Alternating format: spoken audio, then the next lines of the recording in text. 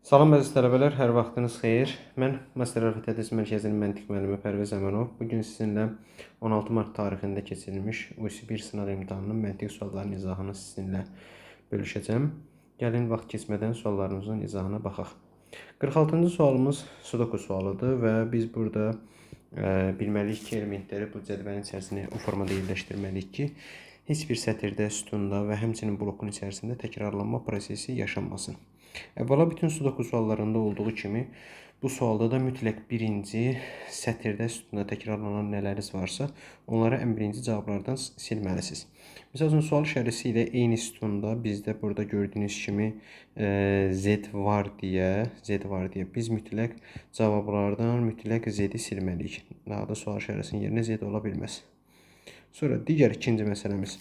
Sual işarəsi ilə eyni sətirdə Y var deyə sual işarəsinin yerinə Y-i də silirik. O zaman sual işarəsinin yerinə ya X-dir, ya T-dir, ya da U-dur. İndi bundan sonraki gedişat prosesində biz başlamalıyıq gördüyünüz bu cədvəlin içərisində elementləri yerləşdirməyə. Siz əvvəla, misal üçün, bu bloka fikir verməlisiniz. Gördüyünüz bu blokda ancaq sizə bir dənə T məlumdur. X yoxdur, Y yoxdur, Z yoxdur və U yoxdur. Həmin gördüyünüz bu blokun Z-ini siz bu iki xanaya yaza bilməzsiniz, çünki sətrində var. Z-i bura yaza bilməzsiniz, sütununda var, məcbur Z yazılır bura. Və eyni şəkildə həmin blokun içərisində X, Y və U qalır. X-i aşağıdakı iki xanaya yaza bilməzsiniz, sətirdə təkrarlanma verir. Məcbur o zaman X atılır bura. Yerdə qalır Y və U. İndi onu növbəli şəkildə yerləşdirəcəyik. Bundan sonraki gedişat prosesində də indi baxırıq bu blokun içərisinə. Gördüyünüz bu blokun içərisində də bizdə burada U var və Y var. X yoxdur, Z yoxdur və T yoxdur. X-i siz bu xanaya yaza bilməzsiniz, sütununda var. X-i bura yaza bilməzsiniz, sətrində var. Məcbur X yazılır bura. Və mütləq həmin blokun içərisində bir Z qalır, bir T qalır. Burada T var deyə məcbur Z-i atdım bura, T-ni atdım bura. Və o zaman tez sual işarəsinin yerinə artıq biz T-ni də silmiş oluruq. Sonra növbəti prosesimizdə sizin artıq bu sütununuza fikir versəniz T, U, X, Z, onda bura düşdü Y. Sonra buradakı sütunumuzda Y, X, Z var. T ilə nə yoxdur? U yoxdur.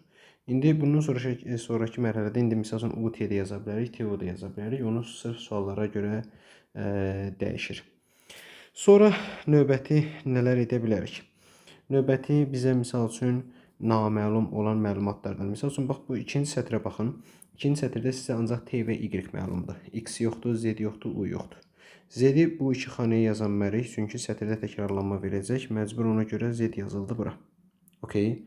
Bundan sonraki gedişat prosesində də indi yenə biz elementləri dediyim kimi elə yerləşdirməliyik ki, bizdə burada təkrarlanma prosesi olmasın da.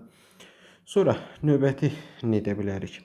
Misal üçün nəyə üstünlük verirsək? İndi misal üçün biz burada T-ni Y, Z-i oraya yazdıq. Yerdə bir dənə qaldı X, bir də U. İndi U və X-dən hansını birinci yazmaq, hansını ikinci yazmaq bilinmir. Çünki UX da yaza bilərik, XU da yaza bilərik. Onun bizdə hələlik bir belə deyək də məhdudiyyəti olmadığına görə mən onun haqqında hələ ki tam dəqiq məlumat verə bilmirəm. Sonra növbəti bir dənə buradakı bu bloka baxırsınız. Gördüyünüz bu blokda bir dənə ancaq sizə Y və Z məlumdur. X yoxdur, T yoxdur, U yoxdur.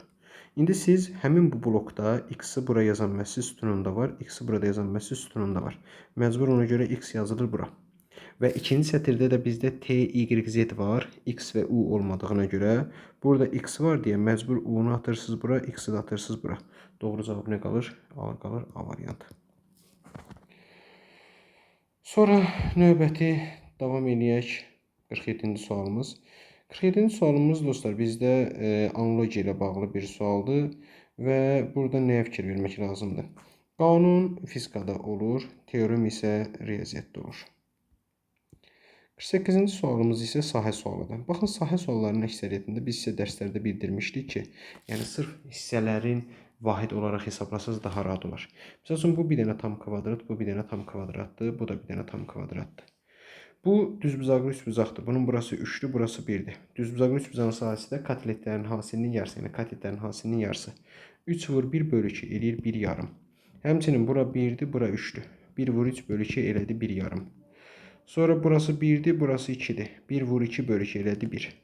Sonra bunun burası 3'dür, burası 1'dir. 3 vur 1 bölü 2 elədi 1 yarım. Sonra bu 0,5'dir, bu 0,5'dir, bu 0,5'dir. Bu tam kvadratdır, bu da 0,5'dir. Yəni 0,5 deyəndə, yəni общий tam kvadratın yarısı nəzərdə tuturam. Sonra bu 1'dir, bu 1'dir. Bu da düzbucaqlı üçbucaqdır. 1 katidi 2'dir, 1 katidi 1'dir. 2 vur 1 bölü 2 elədi 1. So, gedirəm hamısını cəmləyirəm. Alıram doğru cavab kimi 14 yarım. Növbəti sonra sualımız keçirik 49'a. Uşaqlar 49-cu sualımızda isə sırf təkrarlanmadır. Misal üçün bax, qarası yuxarı baxan var, qarası sağ aşağı baxan var, qarası sağ yuxarıda var. Sonra qara sağ aşağıda var, qara sağ yuxarıda var, üzü yuxarı baxan var. İndi bu sətrimizdə qarası sağ yuxarı baxan var, lap yuxarı baxan var. İndi sağ aşağı baxan lazımdır. Ona görə doğru cavab verir B variantı. Həmçində siz bunu hərflərlə işarə edə bilərsiniz. Məsəl üçün buna tutaq ki, A deyib, buna B deyib, buna C deməklə yaza bilərsiniz. Fikir verirsiniz, buna B demişdik, buna C demişdik, buna A demişdik. İndi fikir verirseniz C var, A var, nə yoxdur? B yoxdur. B-də üzü aşağı baxan qara. Sonra növbəti gedirik 50-ci suala. Uşaqlar 50-ci sualda deməli burada nə edir? Şəkli saat əqrəbi istiqamətində 90 dərəcə aşırdır. Aşırdandan sonra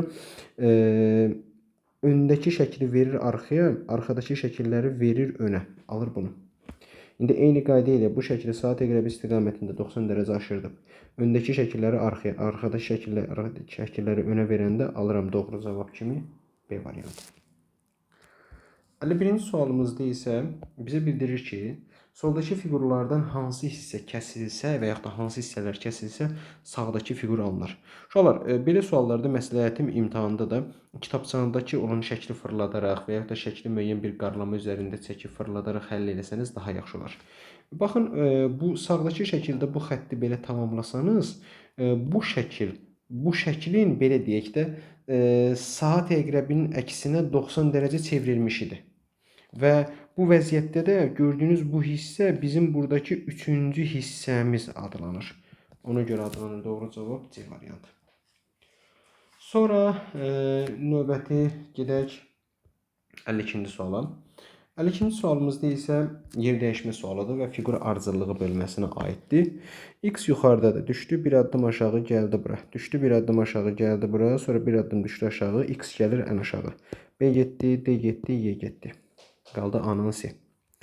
Sonra Y-in vəziyyətinə fikir verməlisiniz. Y buradadır.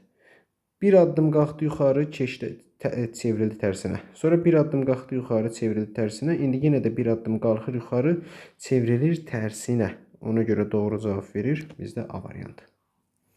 Heç yəni Z-in gedişatına baxmağa heç ehtiyac yoxdur. Sonra 53-cü suala baxaq. 53-cü sualımızda isə deməli deyir ki, Samir, Musa, Ayaz, Babək və Vəli soldan sağa doğru 1-dən 5-ə qədər nömrələnmiş. Deməli, gəl nömrələyək. 1, 2, 3, 4 və 5. Deməli, soldan sağa doğru nömrələnmiş. Okay. Soldan sağa doğru nömrələnmiş. Sarı, mavi, yaşıl, ağ və qırmızı damlı həyət evlərində yaşayırlar. Deyir ki, 3-cü ev sarıdır. 3-cü ev sarıdır. Gəl belə eləyək. 3-cü evə biz yazaq sarı ev. Qəşəng. Sonra deyir ki, Samirin evi Ayazın evindən sağdadır. Yəni, mən Ayazın evini hara yazsam, ondan sonraki bir hissələrdə ya bitişik yerdə Samiri yazmalıyım, ya da ondan bitişik sonraki yerlərdə Samiri yazmalıyım. Musanın evi ağ rənglidir və Vəlinin evinin dərhal solundadır. Deməli, mən Vəlinin evini hara yazsam, onun bitişik yanına mütləq Musanın evini yazmalıyam və rəngi də olmalıdır nə? Mütləq ağ. Onda bizim burada variantlarımız çoxdur. Onun üçün hələ ki tələsmirəm. Sonra deyir ki, yaşıl evlə sarı ev arasında Samirin evi yerləşib. İndi məsələmiz ondan ibarətdir ki, yaşıl evlə sarı evin arasında Samirin evi yerləşibsə, onda biz burada gördüyünüz yaşıl evi iki variant şəklində edə bilərik. Ya birinci variantımızda bu birinci evə yaşıl ev deyib, düzdür, ortaya Samirin evini yazmaq. Bu bizim ən birinci variantımız. Samiri yazdıq ortaya. Samirin də sol tərəfində Ayaz olmalıdır axı. Məcbur, yəni Ayazın da və yaxud da sağında Samir olmalıdır. Bu birinci halımız, belə deyək. İndi Ayaz burada, sonra Samir oldu. Sonra Musanın evi ağ rəngdə olmalıdır. Vəlinin evi gəlməlidirsə yanaşı. Musanın evini yazıram 4-cü, Vəli yazdım 5-ci. 4-cü evə ağ ev deyirəm. Düzdür? Onda adlardan bir dənə kim qaldı? Babək. Babəyin evini də yazıram 3-cü yerə. Bu bir variant. Başqa bir variantda isə ikinci halımızda isə nağarım. Burada yenə onsuz sarı ev öz yerində qalır 3-cü yerdə. O heç ondan işim yoxdur.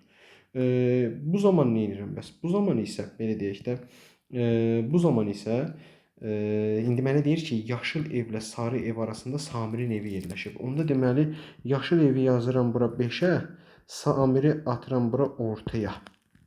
Okay. Samiri atıram düz ortaya. İndi növbəti hissəmizdə də Samirin bir tərəfində Ayaz olmalıdır. Yəni Samirin sol tərəfində Ayaz olmalıdır. Sonra Musa ilə Vəlini də mən yanaşı yazmalıyam. Musa ilə Vəlini elə yazmalıyam ki, Musa ağ olmalıdır. Vəlinin rəngi bilinmir. Plus da Ayazın da bir tərəflərində Samir olmalıdır. Onda burada bunu variantlar çoxdur. İki variant eləyə bilərsən. Yəni necə eləyə bilərsən? Məsəl üçün Musanı götürüb tutaq ki, bura atmaq, rəngi ağ olsun, Vəlini bura yazıb tutaq ki, Ayazı bura yazmaq. Onda Babəkin payına nə düşür? Babəkin payına buradakı halda yaşa düşür.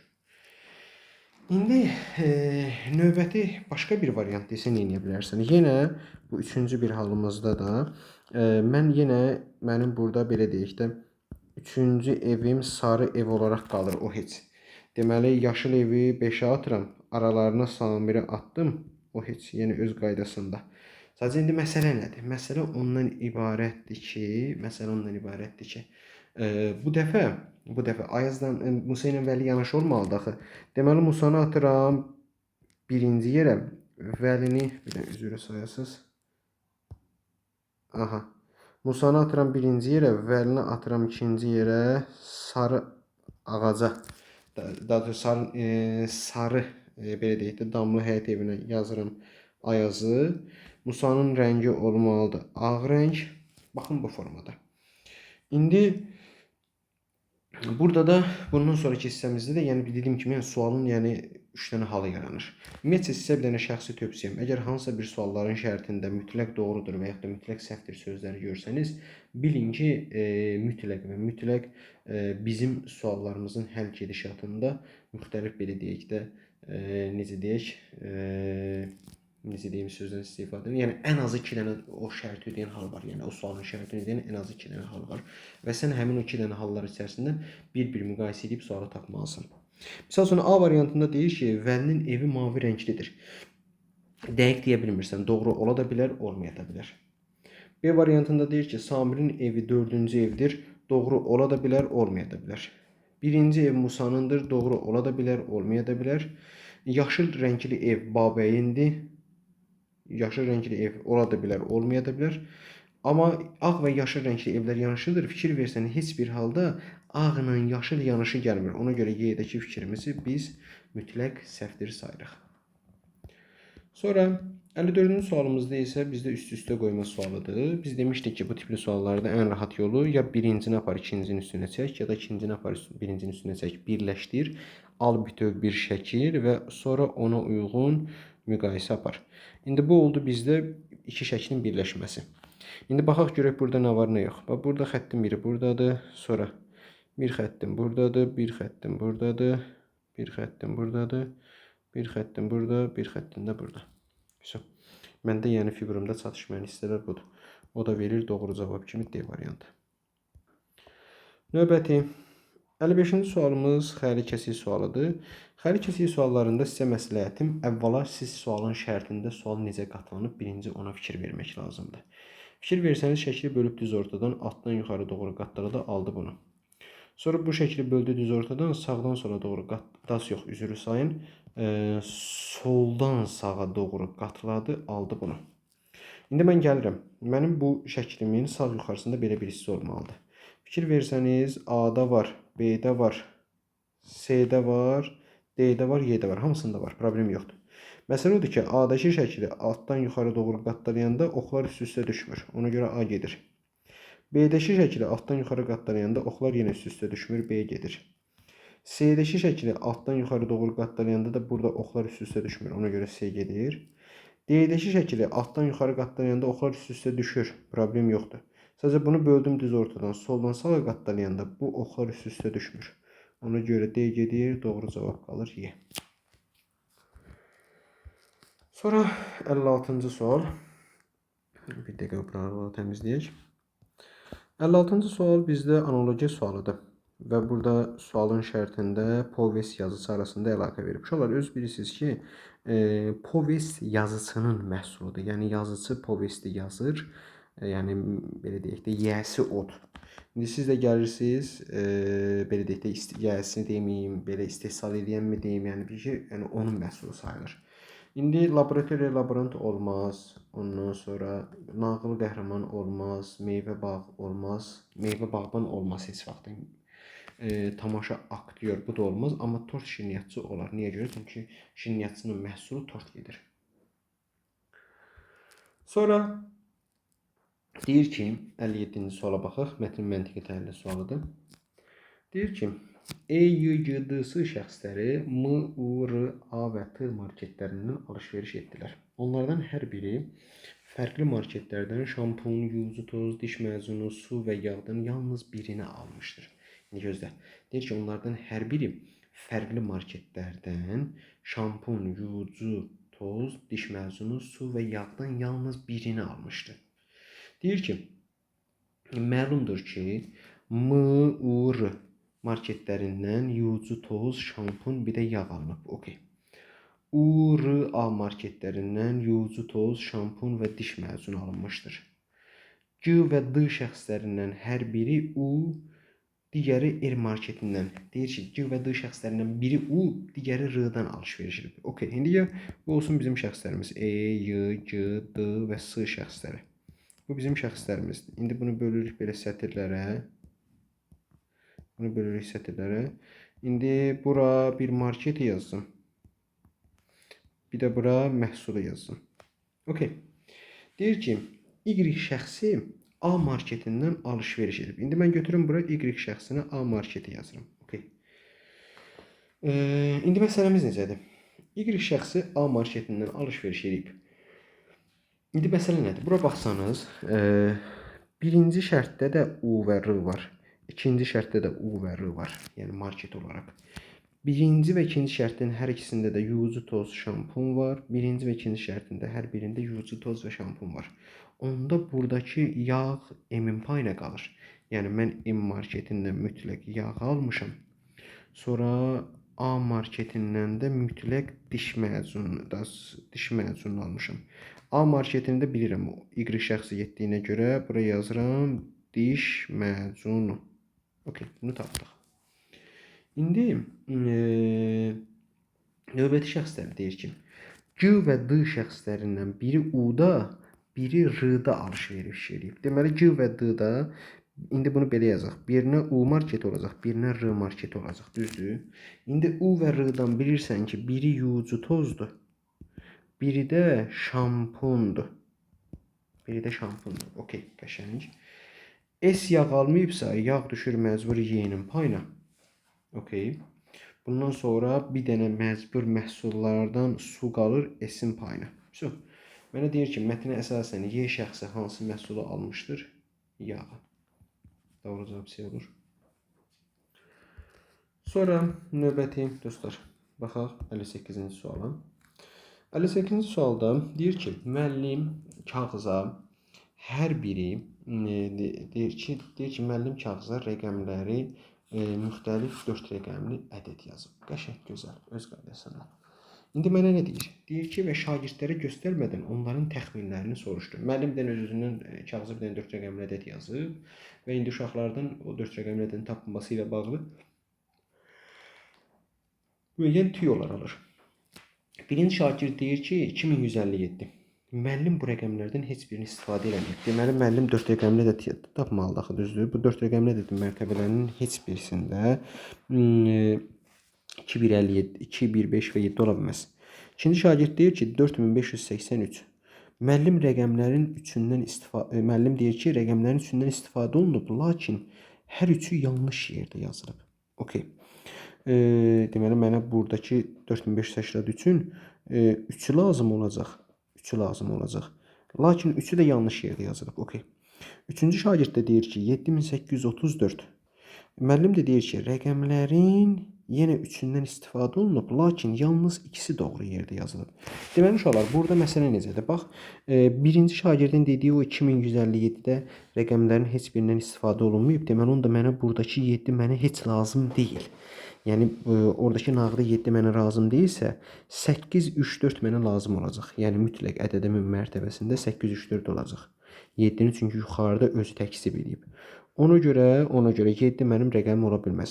Mənim axtardığım ədədin rəqəmləri mütləq 8, 3 və 4 olacaq. Bu garanti, bundan əminəm. İndi gəlirəm, düşürəm aşağı. 8, 3, 4 lazımdırsa, nağdı D-ni cavablardan sildim, Y-ni cavablardan sildim. Sonra buradakı ikinci şagirdin dediyi fikirdə də 5 mənə lazım deyil deyə. Ona görə 4, 8 və 3 mənə lazımdır. İndi məsələ necədir?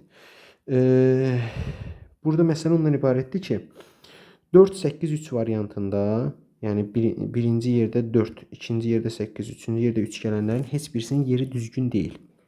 Amma ikinci yerdə 8, üçüncü yerdə 3, dördüncü yerdə 4 yazılanda rəqəmlərdən ikisi düzdür, birinin yeri səhv sayılır. İndi gəlin, bir iş var, iki əməl var. Gəlin indi bir-bir variantları düşünək ki, görək burada hansı variant olsa doğru olar. Məsələmiz ondan ibarətdir ki, bunu cavablarla işləsəniz əslində daha doğru olar. Məsəl üçün A variantını mən doğru variant kimi götürsəm, 3894 kimi götürsəm, normalda 3 əvvəldə, 8 ikinci yerdə, 9 üçüncü yerdə, 4 də dördüncü yerdə gələcək. Yəni sırf cavablara görə, indi ABC cavablarına görə müqayisə aparmalıyıq. Görək buradakı 8, 4 və 3-ün hər üçünün yeri yanlış olması düz çıxır. 8, 3, 4-dən də ikisinin yerinin doğru olmağı, bəli, bu düzdür. Niyə görə? Çünki 8-in yeri ilə 4-ün yeri düz olur deyə bu da düzdür. Elə doğru cavab A-ymış. İndi eyni şəkildə gedib B və C-yə də tətbiq edərək rahatlıqla, yəni aradakı fərqi tapa bilərsiniz. Sonra növbəti gedək 59-a. Uşaqlar, 59-cu sual çox maraqlı və çox, belə deyək də, çaşdırıcı suallardan biridir. Deməli, deyir ki, aşağıdakı dairəvi diaqram 3 dostun bir həftəlik tətil müddətində xərclədiyi pulun miqdarını göstərir. Yəni, A pulun 110 dərəcəsini xərcləyib. Yəni Murad pulun 110 dərəcəsini xərcləyib. Tural 130 dərəcəsini xərcləyib. Onda Həsənin payına 120 dərəcə xərclənmiş qalır. Yəni tutaq ki, misal üçün deyək də, yəni 300 manat pul varsa, onun 120 dərəcəsi Həsənin payına düşür. 110 dərəcəsini Murad xərcləyib, 130 dərəcəsini Tural xərcləyib. Yəni belə çıxır ki, Tural Muraddan və Həsəndən daha çox pul xərcləyəndir. Deyir ki, tətildə Həsən Muraddan 150 manat çox xərcləyib. İndi məsələmiz necədir? Turalın xərclədiyi pul 130 dərəcədir, Həsənin xərclədiyi 120 dərəcədir. İndi bizim buradakı aradakı fərqimiz 10 dərəcədir və Həsən fikir versən, daha doğrusu əksinə etdim. Murad 110-dur, düzdür, Həsən 120 dərəcədir. İndi Həsən daha çox xərcləyib, Murad amma daha az xərcləyib və aradakı fərq 10 dərəcə sayılır da bizdə. İndi bizdə məsələmiz necədir? Deyir ki, Həsən Muraddan 150 manat çox pul xərcləyib. Yəni bizim buradakı 10 dərəcə fərqimiz, fikir versəniz, 150 manat sayılır. İndi deyir ki, 3 dost tətil boyu xərclərini bölüşdürmək üçün aşağıdakı variantların hansını seçməlidir? Ya buradakı dərəcələrin hamısını manata çevirməlisiniz, ya da ki, başqa, misal üçün, biraz məntiqi cəhətdən düşünmək lazımdır. İndi misal üçün 10 dərəcə 150 manatdırsa, 110 dərəcə olacaq 1650 manat. Sonra 130 dərəcə olacaq bizdə 1950 manat, düzdür. Həsənin də payına qalacaq 1800 manat. Çünki 10 dərəcə 150 manatdırsa, gedirəm 110 dərəcəni, 120 dərəcəni, 130 dərəcəni tapıram.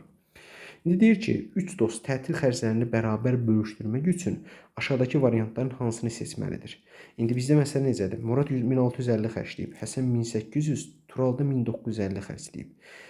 Deyir ki, elə də eləməliyik ki, tətil xərcləri bərabər olsun. Bərabər olması üçün də burada bir məntiqlə düşünməlisən ki, bizdə burada Murad Turala 150 manat pul verməlidir ki, Murad Turala 150 manat pul verməlidir ki, Turalın da xərci 1800 olsun, Muradın da xərci 1800 olsun və Həsənin də xərci 1800 olsun da. Çünki təsəvvür edin ki, biriz 5 manatlıq pul xərcləyib, biriz 15 manat pul xərcləyib. Pulunuzu bərabər eləmişdirmək üçün o sənə götürüb 5 manat pul verməlidir ki, sən 10 manat xərcləmiş olursan, yəni cibində 5 manat daha çox yaranır. Ondan da 5 manat gedir, o 10 manat xərcləmiş olur. Yəni o da 10 xərcləyir, sən də 10 xərcləyirsən. Burada da eyni şəkildə Murad 1650 xərcləyib, Tural 1950 xərcləyib. Murad götürüb Turala 150 manat pul verməlidir ki, 150 manat pul verməlidir ki, Murad da 1800 manat xərcləmiş olsun, Tural da 1800 manat xərcləmiş olsun, Həsən də 1800 manat xərcləmiş olsun və hər biri eyni miqdarda xərcləmiş olsunlar. Ona görə doğru cavab olur B. Sonra 60-cı suala baxaq. 60-cı sualda isə dostlar 4-ün də vurursunuz bir-birinə, sonra rəqəmlərinin deyəsən cəmidir. Общий hamısını vuranda deyəsən eləyir, səhv eləmirəmsə 120, rəqəm cəmi 3. İndi gedirəm bunların hamısını vururam bir-birinə 72, rəqəm cəmi eləyir neçə? 9. Sonra növbəti 61-ci sualımızda isə dostlar deyir ki, sabun istehsalı ilə bağlı ilk məlumatlar eramızdan əvvəl 2005-ci ilə aid Şumer mənbələrində ortaya çıxmışdır. Buna baxmayaraq Pompeydə aparılan qazıntılarda bir sabun emalatxanası ilə sabun qarıqlarının aşkar olunması ilk sabunun Romalılar tərəfindən hazırlandığı düşüncəsini yaradıb. Mətnə əsasən hansı qənaətə gəlmək mümkündür? İnsan yaddaşında daha çox praktiki məlumatlar vardır, xeyr. Qəbul olunmasına baxmayaraq bəzi məlumatlar doğru olmaya bilər. Bəli, bunu demək olar. Pompeydə yetərincə arxeoloji araşdırma aparılmayıb, xeyr, elə bir şey yoxdur. Bəzi tarixi məlumatlar bilərək dəyişdirilir, xeyr. Yaddaş bəzi insanları yanılda bilir, xeyr, bunun haqqında da belə bir məlumat keçməyib.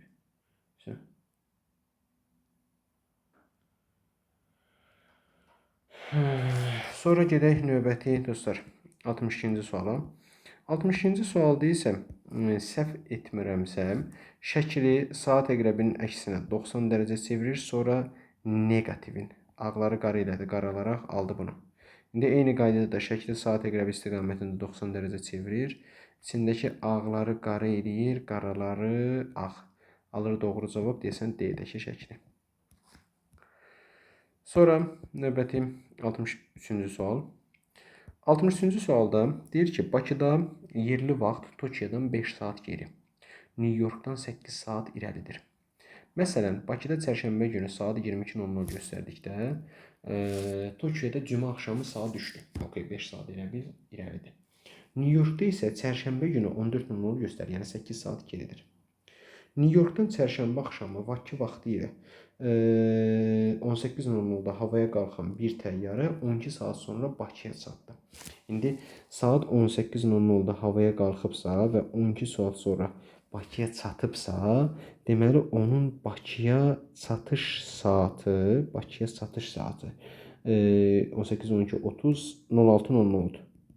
Okay, 06:00'dur. Deyir ki, 1 saat fasilədən sonra yenidən havaya qalxaraq 10 saat sonra Tokyoya çatdı. Okay. 10 saatda 1 saat fasilə verdi, 10 saatdan sonra üstünə 11 saat gəlirəm. Eləyir neçə? Tokyoya çatdı neçəyə? 17:00. Yəni Tokyoya Bakı vaxtı ilə 17:00-da çatdı. Qəşəng. Deyir ki, təyyarə Tokyoya çatanda uyğun olaraq New Yorkda və Bakıda hansı gün və hansı saat idi? İndi məsələmiz necədir? Mənim onun soruda yazdığım saat Bakı vaxtı idi, düzdür? İndi bundan sonraki hissəmizdə deyir ki, New Yorkda və Bakıda hansı gün və saat neçə olacaq? Bakıda nağdı, çünki çərşənbə axşamı saat 18:00, çərşənbə axşamı daha doğrusu Bakı vaxtı ilə elə bir 18:00-da çıxıbsa, düzdür? Və yəni ikinci gün çıxıbsa, mütləq bu üstünə 12 saat bir gəlib, sonra 11 saat gəlibsə, çərşənbə gününə düşüb. Bu Bakıya çatış vaxtı bunun çərşənbə günü 17:00-dadır. Okay. İndi məsələ də ondan ibarətdir ki, New Yorkdakı bizim saatımızdan bizim saatımızdan 8 saat elə bir geri idi də. 8 saat geri olduğuna görə onda New Yorkda saatı da saat 9 olacaq. Yəni mən burada birinci müqayisəmi elə bir 18 saatın üstünə Bakı vaxtı ilə dediyinə görə 12 saat gəlişi gəldim. Sonra 1 saat fasiləni gəldim. Sonra bir də 10 saat uçuşu gəldim. Elədi saat 17:00 Bakı vaxtı ilə idi. Bakı vaxtı ilə 17:00 tapandan sonra indi onun biz New York variantını bir də Bakı saatına qeyd etməliyəm. Bakının 11 ilə 17:00 çərşənbə gününə düşür. New York isə ondan 8 saat geridə olduğuna görə saat 9-a düşür. Alıram doğru cavab C. Sonra 64-cü sual. 64-cü sualda dostlar, deməli nələrə fikir verməlisiniz? Bax bu tipli suallarımızın hamısında dediyim kimi aradakı fərqlərə falan fikir versəniz daha yaxşı olar ki, sualı daha tez həll edəsiniz. İndi gəlin baxaq görək burada nə var, nə edib, nə işləyib. Bizdə burada fikir verək nələrə. Bir dəqiqə, üzr istəyirəm. Hə. Deməli 35 və 35-dən 204 alıb, düzdür? Mən indi düşünməliyəm ki, mən 35-dən 204-ü necə ala bilərəm? Məsəl üçün mən 35-dən 204-ü belə ala bilərəm ki, 6-ya vurub 6 çıxmaqla. 8-dən 35-i də 5-ə vurub 5 çıxmaqla. 3-dən 8-i də 4-ə vurub 4 çıxmaqla. 2-dən 3-ü 3-ə vurub 3 çıxmaqla. 2-dən 2-ni 2-yə vurub 2 çıxmaqla. 3-dən 2-ni isə 1-ə vurub 1 çıxmaqla. Vur 1 çıx 1, vur 2 çıx 2, vur 3 çıx 3, vur 4 çıx 4, vur 5 çıx 5, vur 6 çıx 6. İndi olacaq. Vur 7 çıx 7. 204'ü vurursunuz 7'ye çıxırsınız 7, qalır 1421. 65-ci sualımızda isə fikir versəniz, sığırçın quşdu uşaqlar, düzdür?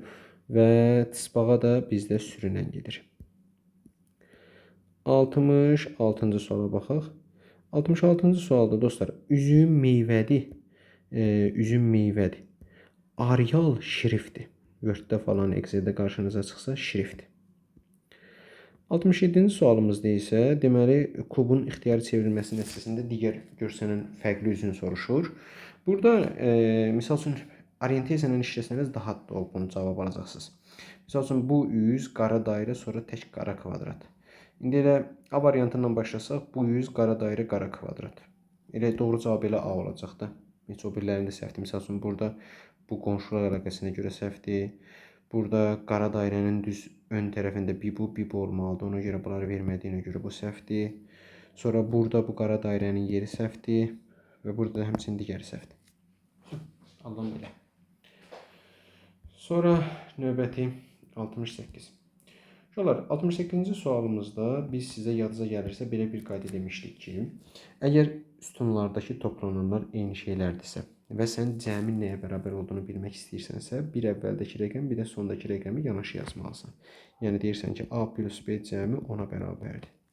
Cəmi 10 eləyən variantlarımız bizdə 9, 1, 8, 2, 7, 3, 6, 4, 5, 5 olmaz, 4, 6, 3, 7, 2, 8, 1, 9.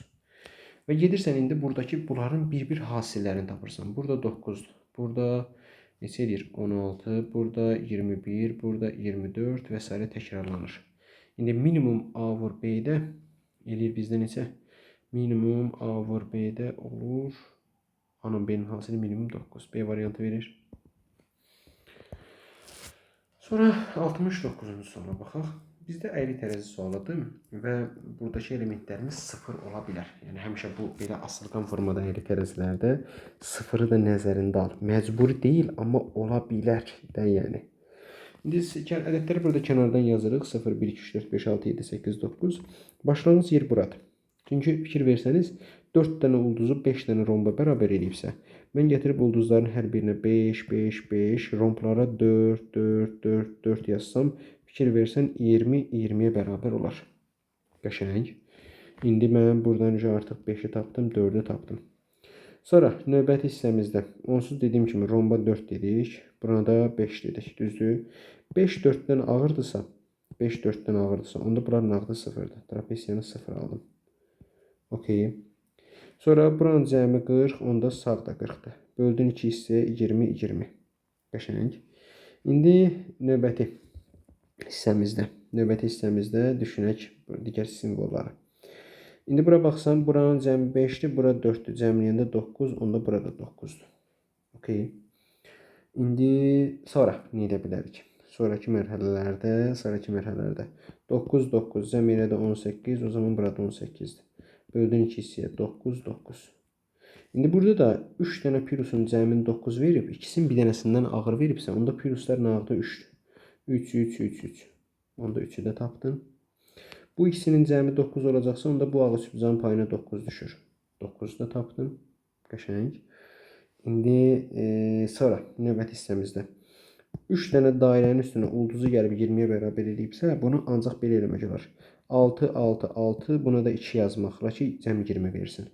Sən artıq 6-nı da tapdın, 2-ni də tapdın. Plusa 3 deyəndən sonra dairələr olur 7. Qəşəng. Buradakı hissəmizdə də kvadrata 8, 5 bucaqlıya 1 deməklə 8-dən 1-in cəmi 9 yazasın və 8 1-dən ağır olsun. 1 də getdi, 8 də getdi. Çox.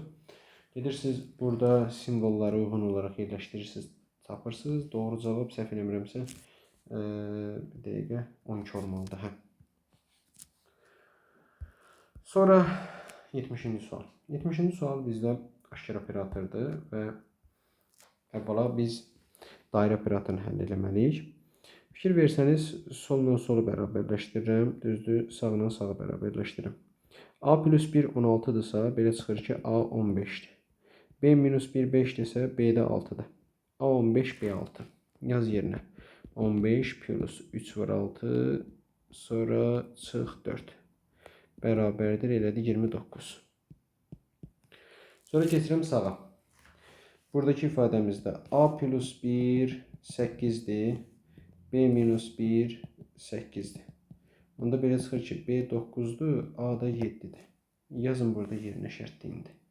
İndi nə olur? Olur o zaman 7 plus 3 vur 9 çıx 4 bərabərdir 30-a. İndi gedib 29 uşaqlar smailik 30-u həll eləməlisiniz. Burada da fikir versəniz A 29-dur, B də 30-dur. Yazın burada şərtli yerinə. Olur 2 vur 29 çıxılsın 30. Qalır neçə? 28 Y variantı. Sonra 71-ci sual. 71-ci sualda soruşur ki, bizdə şəkildə neçə dənə dördbucaqlı var? Dördbucaqlı deyiləndə dostlar, biz burada romplarda saya bilərik, trapesiyalarda saya bilərik, yəni nəzərinizdə olsun. Məsəl üçün romplardan biri bu. Sonra ikincisi bu.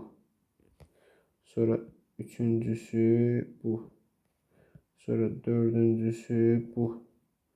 Sonra beşincisi bu. Altıncısı da bu. Bu romplardır. Sonra gedək trapesiyaları sayaq. Bir dənə trapesiya bu. Sonra iki dənə trapesiya bu. Üçüncü bu. Sonra növbəti. Üçüncü budur, düzdür. Sonra dördüncü bu. Sonra beşinci də bu. Beşinci bir dəqiqə. Üçüncü bu. Sonra dördüncü bu. Beşinci bu. Bir də altıncı da bu. Olur. 6 romb, 6 trapesiya cəmlərini eləyir 12 dənə dördbucaqlı var. Sonra növbəti 72-ci sualımız deformasiya sualıdır. Əvvəla biz burada hər bir şarikdən çıxan xəttlərin saylarını fikir versəniz kod kimi yazmalıyıq. Çünki kod kimi yazmasaq bizə sıxıntı ola bilər. Məsəl üçün D-dən 2 xətt çıxır, Y-dən 3 xətt çıxır, F-dən 3 xətt çıxır, B-dən 2 xətt çıxır, A-dan 4 xətt, C-dən 2 xətt. 4 xətt çıxan bizdə burada bu şarikdir. Buna dedim 4 xətt və bu oldu A. Çünki A fikir versəniz təkdir. A-nın bir qolu Y-yə gedir. A-nın bir qolu F-ə gəlir. A-nın bir qolu B-yə gəlir. Bir qolu da C-yə gəlir. Qəşəng. Bir dənə fikir versəniz A D-yə getmir. Onda A-nın getmədiyi şarik bir dənə fikir versəniz budur. Budur. Çünki A C-yə gəlir, A Y-yə gəlir, A F-ə gəlir, A B-yə gəlir. A bir dənə D-yə getmir. Ondan ağda qısa D dedim. Fikir versəniz də D bir Y-yə gedirdi, bir B-yə gedirdi. Y-nin 3 qolu var idi, B-nin 2 qolu var idi. D-nin yuxarı getdiyi bu şarikin 2 qolu varsa B-dir. Getdiyi bu şarikin 3 qolu varsa Y-dir. İndi nə alıram? Deyir ki, X və F-i tapın. X-in ağda tapdım D-dir, düzdür. 3 qollardan, 2 qollardan deməli sən D-ni tapmısan, düzdür. Sonra B-ni də tapdın, 2 qolu var. Onda digər iki qolunun payına qalır C. X D olur, Y də C olur. Doğru cavab verdik. Sonra 73. 73-cü sualda dostlar, deməli tarantul hörümçəkdir. Flamingo da quşdur. 74-də isə qeyri-aşkardır və rəqəmləri hasilidir. Elə bil 212 ilə 341-in rəqəmlərini bir-birinə vurdu, 48 aldı. 423 ilə 122-nin rəqəmlərini vurdu, bir-birinə 96 aldı. 124 ilə 322-nin rəqəmlərini bir-birinə vurur, 96 alır. Sonra 75. 75-ci sualda dostlar, deməli deyir ki, Adil, Bəhram, Ceyhun, Dilarə və Esmira kitab evindən 8 dənə kitab alırlar. 5. Deməli bizdə neçə nəfərdir? 5 nəfər şəxsi ümumi 8 kitab alınıb. Yalnız dedektiv, lirik və tarixi kitablar alan dostlar. Deməli ki, biz burada adları yazaq. Birinci Adil, sonra Bəhram, sonra Ceyhun, Dilarə, bir də Esmira. Düzdür? İndi deyir ki, dostlardan hər biri ən çox 2 kitab alıb. Okay. Onda belə çıxır ki, 8 dənə kitab alınıbsa, hansısa 3 dənə dost 2-2-2 kitab alıb, yerdə qalan 2 dənə dost isə hərəsi 1-1 kitab alıb. Sonra deyir ki, 2 nəfər dedektiv kitab alıb. Yəni məndə nağdı dedektivin sayı 2-dir. Qəşəng. Esmira yalnız dedektiv kitab alıb. Deməli, Esmira bir dənə kitab alındı və dedektiv alıb. Okay, yazdıq bura. Ceyhun və Dilarənin aldığı kitablar eynidir. Deməli, mən Ceyhunla Dilarəyə mütləq eyni kitabları yazmalıyım. Qəşəng. Sonra deyir ki, lirik kitabı alanlar həm də tarixi kitabı alıb. Tarixi kitabı alanlar da lirik kitabı alıb. Okay. Yəni, kimə lirik yazacamsa, həm tarix yazmalıyım, həm tarix yazacamsa, həm də lirik yazmalıyım. Qəşəng. Deməli, onda bir məsələ var indi. Lirikdən kitabı, lirik və tarixi mən elə yerləşdirməliyim ki, bizim bu şərtimiz ödəsin. Ceyhun və Dilarənin də aldığı kitablar eynidir. Qəşəng. İndi deyir ki, buna görə aşağıdakılardan hansılar səhv, daha sonra aşağıdakılardan hansılar nədir? Doğrudur. İndi məsələ buradadır ki, dostlar, Ceyhun və Dilarənin aldığı kitablar eynidirsə, mən buna məcbur götürüm. Misal üçün, Ceyhunun lirik tutaq ki, və ardından tarixi kitab yazsam, Dilarənin də payına lirik və tarixi kitab qalır. Və 2 kitab alıb, hər biri düzdür. İndi məsələmiz nə idi? Dedektiv 2 olanda, onda belə çıxır ki, lirik, tarix düzdür. Lirik də 2-dir, tarix də 2-dir. Qəşəng. İndi məsələmiz ondan ibarətdir ki, mənim 8 dənə kitabım olmalıdır. 2 nəfər ancaq dedektiv alıbsa, onda liriklə tarixi qalır 6 nəfər kitab. 6 dənə kitab qalıbsa, onda məcburən hər biri 2 hissəyə bölünəndə. Çünki bərabər sayda olduğu üçün lirik də 3 dənə olmalıdır. Tarix də 3 dənə olmalıdır. Ceyhunla Dilarəyə də eyni kitablar yazacamsa, məcburən lirik və tarixi yazmalıyım. Çünki lirik və tarixi mən 3 nəfər şəxsə yazmalıyım və üçündə də həm lirik, həm tarix olmalıdır. Dedektivi Esmiraya yazmışam, okey. Bir də dedektivi ya Adilə ya da Bəhramdan birinə yazacağam. Plus da ki, lirik və tarixin 2 nəfəri Ceyhunla Dilarəyə yerləşdirirəm. Üçüncü şəxsdə ya Adil olacaq, ya Bəhram olacaq. İndi buna da digəri deyir ki, aşağıdakılardan hansılar doğrudur? Alınan lirik kitabların sayı tarix kitablarının sayından azdır? Xeyr. Ceyhun və Dilarə lirik kitab alıblar, düzdür. Adil və Bəhram eyni kitab alıblar, səhvdir. Çünki birinə dedektiv yazmalıyım. Birinə isə bir lirik, bir tarix yazmalıyım. Ən çox tarix kitabı alınıb, xeyr. Tarix kitabı alan da dedektiv kitabı almamışdır, bəli, bunu düz deyir. Niyə görə? Çünki fikir verirsəniz, mən də dedim axı, həm liriyi, həm tarixi eyni bir adama yazacağam və lirik tarix hər biri 3 dənə, dedektiv isə 2 dənə olacaq. Opsiya ona görə ödəmir. Sonra növbəti gedək dostlar, növbəti 76-cı sualımıza. 76-cı sualımızda isə fikir versəniz, A plus 2B-dir. 6-ın üstünə 7 vur 2 gəldi 20. 7-nin üstünə 3 vur 2-ni gəldi 13. 6-ın üstünə 0 2-ni gəldi, elədi 6. 77-ci sualımızda isə nə varır? Deməli, anagram sualıdır. Bakı, İstanbul, Vaşinqton, Paris, London. Dostlar, fikir versəniz, buralardakiler hamısı paytaxtdır, amma İstanbul bizdə paytaxt sayılmır. 78-ci sualımız. 78-ci sualımız dostlar, əslində çox sadə sualdır. Deməli, nə edirsiniz burada? Figurativ sualıdır. Deməli nə var? Bunun 3 tərəfi var deyəm. 26-nın üstünə 3 gəlir. Bunun da 4 tərəfi var deyə 2-nin üstünə 4 gəlir. Cəmləyir 35 yazır. Bunun 5 tərəfi var deyə 24-ün üstünə 5 gəlir. Bunun da 0 tərəfi var deyə 9-un üstünə 0 gəlir. Cəmləyir bura 37 yazır. İndi gəlirəm mən də yenə daha sonra üzr sayın bunun 4 tərəfi var idi burada. İndi gəlirəm burada. Məsəl üçün bunun 8 tərəfi var deyə 30-un üstünə 8 gəlirəm. Bunun da 4 tərəfi var deyə 11-in üstünə 4 gəlirəm və bunları sonda çıxıram. 38-dən gedirəm 15 çıxıram. Qalır doğru cavab 23. Sonra növbəti 79.